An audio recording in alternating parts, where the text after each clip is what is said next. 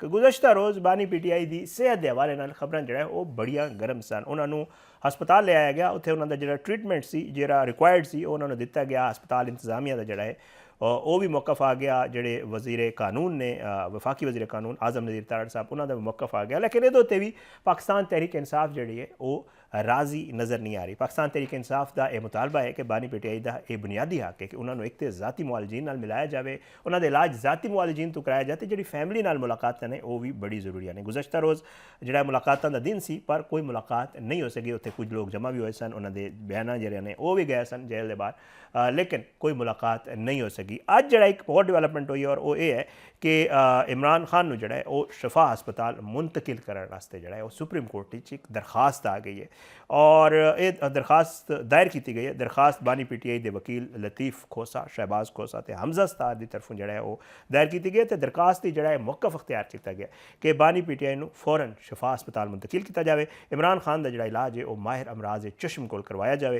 तो दरखास्त यह भी कहा गया कि बानी PTI के ज़ाती मुआलज डॉक्टर फैसल सुल्तान तो आसिम यूसुफ ने भी रसाई दी जाए और इमरान खान के इलाज लिए जोड़ा उन्होंने ज़ाती मुआलज की निगरानी मुआयना करवाया जाए। एक पासे तो यह मामला चल रहा है कि जी सेहत जोड़े सहूलियात ने वो लैन वास्ते मामला अदालतों तक चला गया और सुप्रीम कोर्ट जो एक दरखास्त आ गई। दूजे पासे वज़ीर आला खैबर पख्तूनख्वा सुहेल अफरीदी ने आज कोशिश की है chief justice Islamabad high court जोड़ा है जस्टिस सरफराज डोगर नाल गलबात करने दी, उन्होंने कोई मुलाकात करने दी, रोस्टम ते जाके उन्होंने गल करने की कोशिश की ताम चीफ जस्टिस जोड़ा ने वो उन्होंने गल सुने बगैर चैंबर ही चले गए और वो सुहेल अफरीदी साहब जोड़ा है वो गल करन पहुँचे सन इस्लामाबाद हाई कोर्ट के चीफ जस्टिस नाल इस्लामाबाद हाई कोर्ट और सुहेल अफरीदी के चीफ जस्टिस के सैकटरी नाल मुलाकात वास्ते सैकटरी ऑफिस जो आने का पैगाम दिता गया पर उन्हें जवाब दिता कि बानी PTI के केसेस नहीं लग रहे। ओपन कोर्ट की गल करांगा। बानी PTI इमरान खान की बहना उज़मा खान, नूरीन खान और Lima Khan Islamabad high court पहुँचे। सुहेल अफरीदी ये कह रहे सन कि मैं कोर्ट गल करना चाहना, कोर्ट उन्होंने गल किसी ने नहीं सुनी। सलमान अकरम राजा साहब का कहना है कि जी खान साहब के मुआलजीन तो फैमिली की रसाई की असी कोशिश कर रहे हैं। दो मुलाकातों का आर्डर होया सी, एक दिन वकलात एक दिन फैमिली नाल मुलाकात तय हुई सी और जोड़ा है मुलाकात कराने का कह रहे हैं पर साड़ी जो है कोई भी गल नहीं सुन रहा। एक पासे तो यह मामला चल रहा है पाकिस्तान तहरीक इंसाफ के वाले, दूजे पासे वेखिए तो पोलिटिकल और भी बहुत सारे डिवेलपमेंट्स ने। जरदारी साहब मुसलसल जोड़ा है वो पाकिस्तान तहरीक इंसाफ को तनकीद का निशाना बना रहे हैं सदर जरदारी साहब और पाकिस्तान तहरीक इंसाफ की तरफों भी सारी गल जवाब आ रहा है। सियासी मामलात जोड़े उन्होंने मुज़ाकरात डील गलबात इमरान खान की रिहाई की गल भी हो रही है और उसके अलावा वेख्या जाए तो MQM जिसका एक बहुत ही वड्डे स्टेक होल्डर ने स्पेशली सिंध वो भी बड़े एक्टिव हुए हैं और मुतालबे कर रहे हैं कि जी सदर जरदारी को इस्तीफा दे देना चाहिए और जोड़ा है सूबे बनने चाहिए नवे पंजाब में तकसीम करना चाहिए वो भी सूबे बनने चाहिए। बाकी वो कह रहे हैं कि जी और दूजे पास ये भी सुनने आ रहा है कि शायद जो गवर्नर सिंध ने उन्होंने भी छुट्टी दी जा रही है, उन्होंने जाते किसी और भी गवर्नर लाया जा सकता है।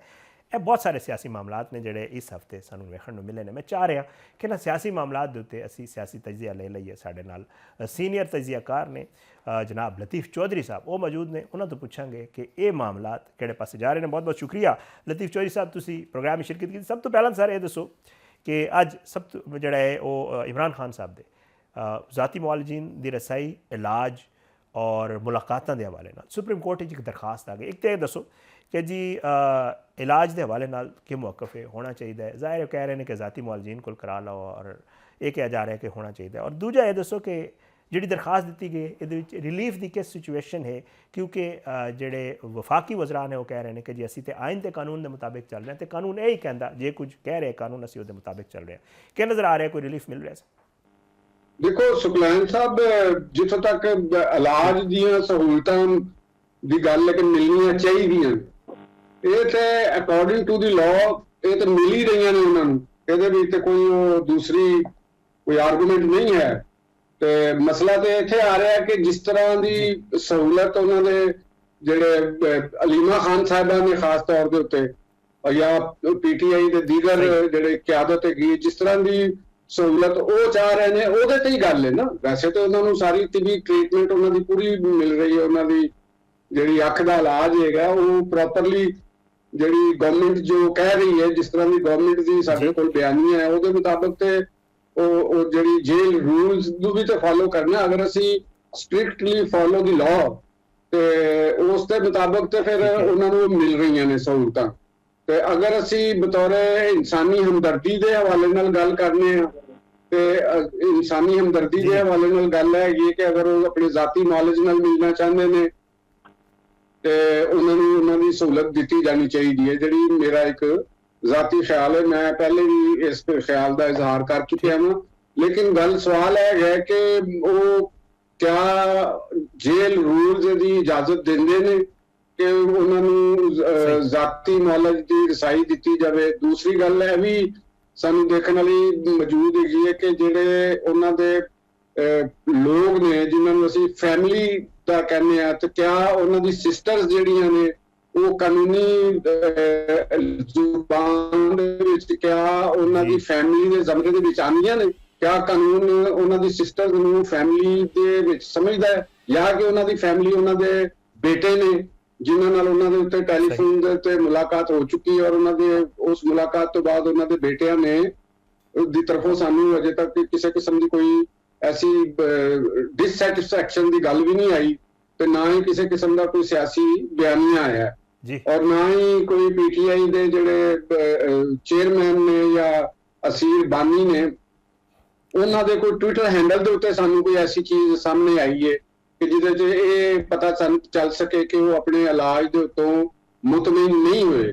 ਸਵਾਏ ਸਾਨੂੰ ਜਿਹੜਾ ਪਤਾ ਚੱਲਦਾ ਉਹ ਸਿਰਫ ਉਹਨਾਂ ਦੀ ਸਿਸਟਰ ਦੇ ਹਵਾਲੇ ਨਾਲ ਪਤਾ ਚੱਲਦਾ ਕਿ ਉਹ ਜਿਸਲੇ ਅਡਿਆਲਾ ਜੇਲ੍ਹ ਦੇ ਬਾਹਰ ਆ ਕੇ ਮੰਗਲ ਵਾਲੇ ਦਿਨ ਜਾਂ ਉਸ ਤੋਂ ਇਲਾਵਾ ਵੀ ਉਹ ਕੋਈ ਬਿਆਨ ਜਾਰੀ ਕਰਦੀਆਂ ਨੇ, ਤੇ ਜਿਹੜਾ ਸਾਨੂੰ ਅੰਦਾਜ਼ਾ ਹੁੰਦਾ ਹੈ ਕਿ ਵੀ ਉਹਨਾਂ ਨੂੰ ਕੋਈ ਇਲਾਜ ਦੀ ਜ਼ਰੂਰਤ ਹੈ ਜਾਂ ਜਿਸ ਹਸਪੀਟਲ ਦੇ ਵਿੱਚ ਉਹ ਕਹਿ ਰਹੇ ਨੇ ਉਸ ਹਸਪੀਟਲ ਦੇ ਵਿੱਚ ਉਹਨਾਂ ਨੂੰ ਜਾਣਾ ਚਾਹੀਦਾ ਹੈ।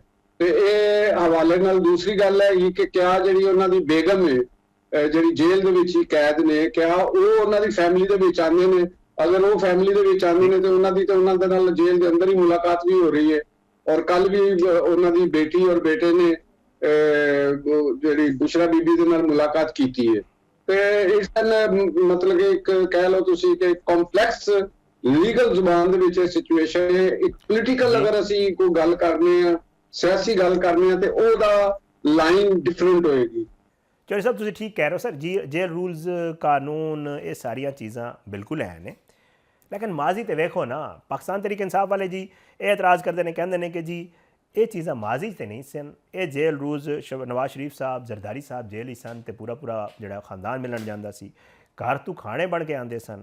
ਨਾਲ ਇਹ ਵੀ ਕਹਿ ਰਹੇ ਨੇ ਕਿ ਜੀ ਉਹਨਾਂ ਨੂੰ ਜ਼ਾਤੀ ਮੁਆਲਜੀਨ ਤੱਕ ਰਸਾਈ ਵੀ ਹਾਸਿਲ ਸੀ, ਉੱਥੇ ਸਭ ਕੁਝ ਚੱਲ ਰਿਹਾ ਸੀ। ਲੇਕਿਨ ਜਿਸ ਵਕਤ ਇਮਰਾਨ ਖਾਨ ਸਾਹਿਬ ਦੀ ਵਾਰੀ ਆਈ, ਬਾਨੀ ਪੀਟੀਆਈ ਦੀ ਵਾਰੀ ਆਈ, ਤੇ ਸਭ ਕੁਝ ਜਿਹੜਾ ਹੈ ਉਹ ਕਾਨੂੰਨ ਹੀ ਐਕਟਿਵ ਹੋ ਗਿਆ। ਤੇ ਸਭ ਕੁਝ ਤੁਹਾਨੂੰ ਇਹ ਨਜ਼ਰ ਆ ਰਿਹਾ ਹੈ ਕਿ ਜੀ ਇਹ ਜੇਲ੍ਹ rules time to time change ਹੋ ਰਹੇ ਨੇ, ਜਾਂ ਵਾਕਈ ਮਾਜ਼ੀ 'ਚ ਵੀ ਇਹ ਜੇਲ੍ਹ ਰੂਲਸ ਸਨ ਔਰ ਹੁਣ ਵੀ ਜਿਹੜੇ ਐਨੈਕਟ ਹੋ ਰਹੇ ਨੇ ਇਹ ਸਾਰੇ ਉਹੀ ਜੇਲ੍ਹ ਰੂਲ ਨੇ ਜਿਹੜੇ ਮਾਜ਼ੀ ਸਨ ਤੇ ਹੁਣ ਵੀ ਹੋਏ ਨੇ? ਅੱਛਾ, ਇਹਦੇ 'ਚ ਜਿਹੜਾ ਨਾ ਮੇਰਾ ਜਿਹੜਾ ਇਹਦੇ 'ਚ ਮੌਕਫ ਰਿਹਾ ਔਰ ਅੱਜ ਵੀ ਉਹ ਮੌਕਫ ਹੈਗਾ ਕਿ ਦੇਖੋ ਕਿ ਅਸੀਂ ਗੱਲ ਕਰ ਰਹੇ ਹਾਂ ਜਿਹੜੀ ਇਸ ਵਕਤ ਦੀ ਸਿਚੁਏਸ਼ਨ ਹੈ, ਇਸ ਵਕਤ ਦੀ ਇਨੈਕਟਮੈਂਟ ਆਫ ਲਾਅ ਹੋਏਗੀ, ਠੀਕ ਹੈ, ਕਿਉਂਕਿ ਜਿਹੜੇ ਪੀਟੀਆਈ ਦੇ ਔਰ ਬਾਨੀ ਪੀਟੀਆਈ ਦੇ ਜਿਹੜੇ ਲਾਇਰਸ ਨੇ ਉਹ ਵੀ ਬੜੇ ਦੇ ਵਰ ਵੈਰੀ ਕੰਪੀਟੈਂਟ ਲਾਇਰਸ। ਉਹ ਕੋਈ ਇਸ ਤਰ੍ਹਾਂ ਦੇ ਲਾਇਰ ਤਾਂ ਨਹੀਂ ਹੈ ਕਿ ਜਿਹੜੇ ਆਮ ਕਚਹਿਰੀਆਂ 'ਚ ਬੈਠੇ ਹੁੰਦੇ ਨੇ ਤੇ ਜਿਨ੍ਹਾਂ ਨੇ ਸਿਰਫ ਸਟਾਂਪ ਪੇਪਰਾਂ ਦੇ ਉੱਤੇ ਮੋਹਰਾਂ ਲਾਣੀਆਂ ਹੁੰਦੀਆਂ ਨੇ, ਉਹ ਤਾਂ ਨਹੀਂ ਹੈ ਨਾ। ਦੇਖੋ ਨਾ, ਸਲਮਾਨ ਅਕਰਮ ਰਾਜਾ ਸਾਹਿਬ ਨੇ, ਸੁਲਮਾਨ ਸਫਦਰ ਸਾਹਿਬ ਨੇ, ਲਤੀਫ ਖੋਸਾ ਸਾਹਿਬ ਨੇ, ਅਲੀ ਜ਼ਫਰ ਸਾਹਿਬ ਨੇ, ਯਾਨੀ they are big name in the law. ਤੇ ਉਹਨਾਂ ਨੂੰ ਇਹ ਯਕੀਨਨ ਪਤਾ ਹੋਏਗਾ ਕਿ ਕਿਆ ਲਾਅ ਚੇਂਜ ਹੋਇਆ ਹੈ ਜਾਂ ਲਾਅ ਦੇ ਵਿੱਚ ਗੁੰਜਾਇਸ਼ ਮੌਜੂਦ ਹੈ। ਅਗਰ ਲਾਅ ਦੇ ਵਿੱਚ ਗੁੰਜਾਇਸ਼ ਮੌਜੂਦ ਹੈ ਤੇ ਉਹਨਾਂ ਨੂੰ ਇਹਦੇ ਨਾਲ consult with the court of law, ਉਹਦੇ 'ਚ ਜਾਣਾ ਚਾਹੀਦਾ ਹੈ। ਅਗਰ ਅਸੀਂ ਮਿਸਾਲ ਮਾਜ਼ੀ ਦੀ ਦਿੰਦੇ ਹਾਂ, ਨਵਾਜ਼ ਸ਼ਰੀਫ ਸਾਹਿਬ ਦੀ ਦਿੰਦੇ ਹਾਂ, ਜਿਸ ਵੇਲੇ ਨਵਾਜ਼ ਸ਼ਰੀਫ ਸਾਹਿਬ ਜੇਲ੍ਹ 'ਚ ਸਨ, ਉਸ ਵੇਲੇ ਵੀ ਮੇਰਾ ਤੇ ਮੌਕਫ ਸੀ ਕਿ ਉਹਨਾਂ ਨੂੰ ਪੂਰਾ ਇਲਾਜ ਦੀ ਸਹੂਲਤ ਦੇਣੀ ਚਾਹੀਦੀ ਹੈ।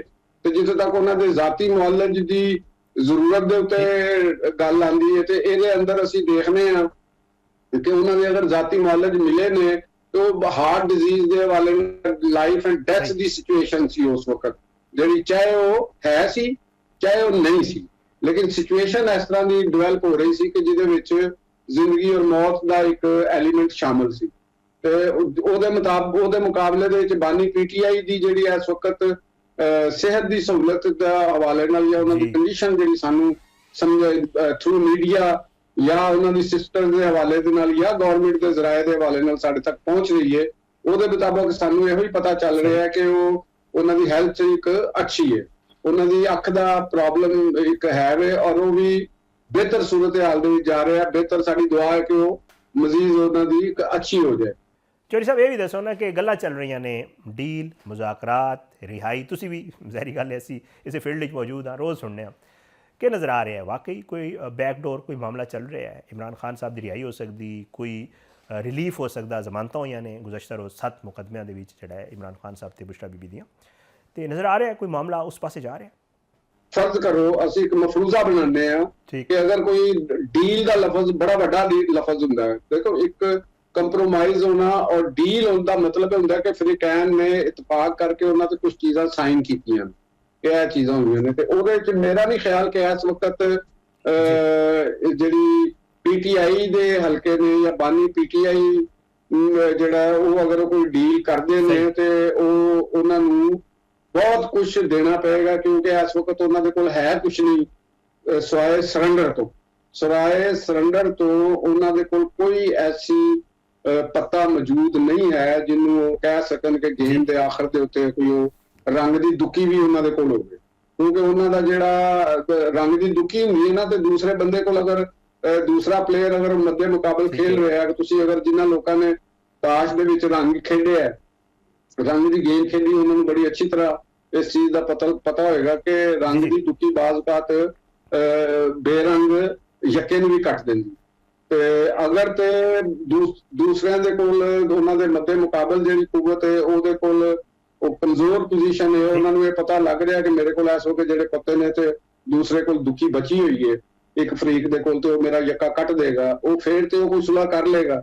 ਜਦੋਂ ਉਹਨਾਂ ਦੇ ਕੋਲ ਰੰਗ ਦਾ ਯੱਕਾ ਵੀ ਮੌਜੂਦ ਹੈ, ਬਾਦਸ਼ਾਹ ਵੀ ਮੌਜੂਦ ਹੈ, ਕੁਈਨ ਵੀ ਮੌਜੂਦ ਹੈ, ਤੇ ਉਹ ਕਿਉਂ ਕਿਸੇ ਦੀ ਟਰਮਸ ਐਂਡ ਕੰਡੀਸ਼ਨ ਦੇ ਉੱਤੇ ਉਹ ਕਰਨਗੇ। ਔਰ ਇਸ ਵਕਤ ਸਿਚੁਏਸ਼ਨ ਜਦ ਕਿ ਪੀਟੀਆਈ ਦਾ ਜਿਹੜਾ ਬਿਆਨੀਆ ਹੈ ਉਹ ਮੁਕੰਮਲ ਤੌਰ ਦੇ ਉੱਤੇ ਦਹਿਸ਼ਤਗਰਦੀ ਦੇ ਹਵਾਲੇ ਨਾਲ ਕਨਫਿਊਜ਼ ਬਿਆਨੀਆ, ਬਲਕਿ ਮੈਂ ਸਮਝਦਾ ਮੈਂ ਬਾਜ਼ ਕਾਤ ਉਹ ਤੇ ਉਹਨਾਂ ਦੀ ਹਮਾਇਤ ਵਾਲਾ ਬਿਆਨੀਆ ਚਲਾ ਜਾਂਦਾ, ਜਦਕਿ ਸਟੇਟ ਐਟ ਵਾਰ ਹੈਗੀ ਹੈ ਇਸ ਵਕਤ ਉਸ ਬਿਆਨੀਏ ਦੇ ਅਗੇਂਸਟ, ਬਲਕਿ ਜੰਗ ਲੜ ਰਹੀ ਹੈ ਔਰ ਪਾਕਿਸਤਾਨ ਪੂਰੀ ਤਰ੍ਹਾਂ ਉਹਦੇ ਵਿੱਚ ਫਸਿਆ ਹੈ।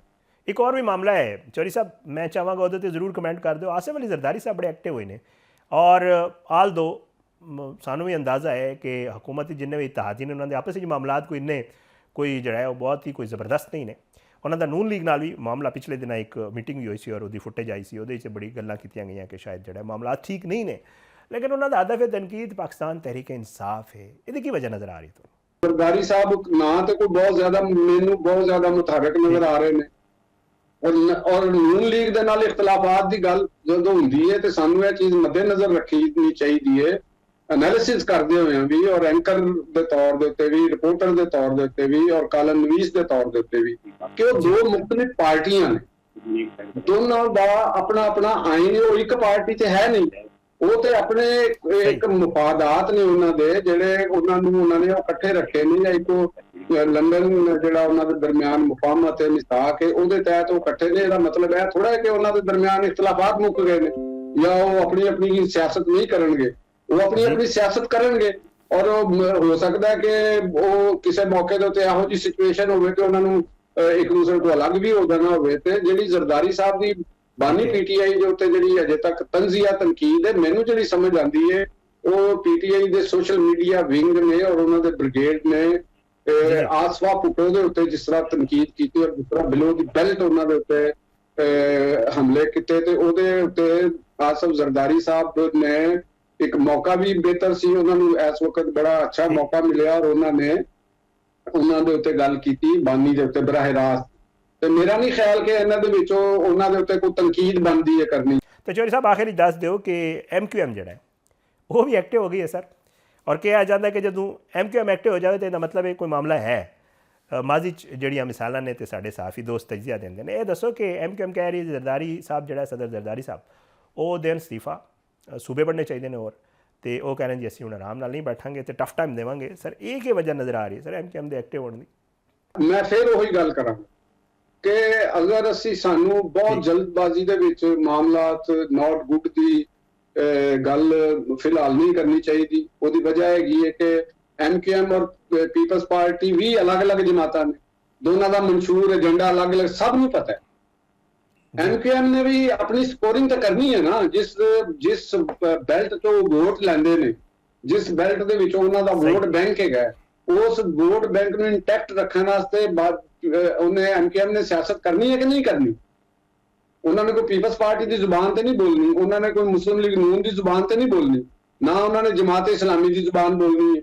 ਉਹਨਾਂ ਨੂੰ ਕਰਾਚੀ ਦੀ, ਹੈਦਰਾਬਾਦ ਦੀ, ਸਖਰ ਦੀ ਜਿਹੜੀ ਸ਼ਹਿਰੀ ਵੋਟ ਬੈਂਕ ਹੈਗਾ, ਉਹਨਾਂ ਨੂੰ ਪਤਾ ਹੈ ਕਿ ਸਾਡਾ ਰਾਈਵਲ ਪੀਟੀਆਈ ਔਰ ਜਮਾਤ ਇਸਲਾਮੀ ਹੈ। ਜਮਾਤ ਇਸਲਾਮੀ ਵੀ ਸੂਬੇ ਦੀ ਗੱਲ ਕਰਦੀ ਹੈ, ਸੂਬੇ ਦੀ ਨਹੀਂ ਵੀ ਗੱਲ ਕਰਦੀ ਤੇ ਉਹ ਬਲਦਿਆਤੀ ਕਰਾਚੀ ਦੇ ਨਿਜ਼ਾਮ ਦਾ ਇੱਕ ਜ਼ਿਆਦਾ ਅਖਤਿਆਰਾਤ ਦੀ ਗੱਲ ਕਰਦੀ ਹੈ। ਪੀਪਲਸ ਪਾਰਟੀ ਨੇ ਆਪਣਾ ਜਿਹੜਾ ਅੰਦਰੂਨੀ ਸਿੰਧ ਦਾ ਵੋਟ ਬੈਂਕ ਬਚਾਉਣਾ ਹੈ, ਉਹਨਾਂ ਵਾਸਤੇ ਤੇ ਉਹਨਾਂ ਨੇ ਆਪਣੀ ਪੋਲਿਟਿਕਸ ਕਰਨੀ ਹੈ, ਉਹਨਾਂ ਨੇ ਤੇ ਸੂਬੇ ਦੀ ਮੁਖਾਲਫਤ ਕਰਨੀ ਹੈ ਕਿ ਕੋਈ ਨਵਾਂ ਸੂਬਾ ਨਾ ਬਣੇ।